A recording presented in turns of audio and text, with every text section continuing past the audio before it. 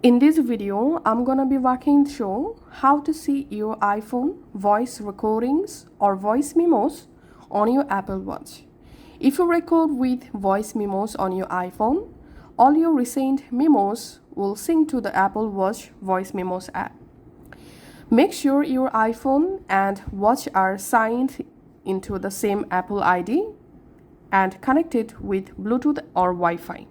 Now all you have to need to see your iPhone voice memos on your Apple Watch, press the crown to go to your app library.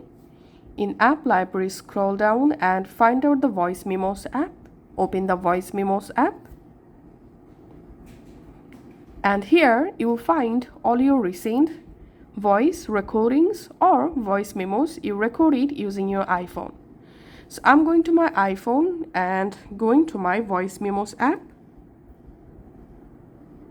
And here, very long files may not appear immediately. So wait for sync or open the voice memos app on iPhone to force a refresh. So here you get all of your iPhone voice memos. Thanks for watching.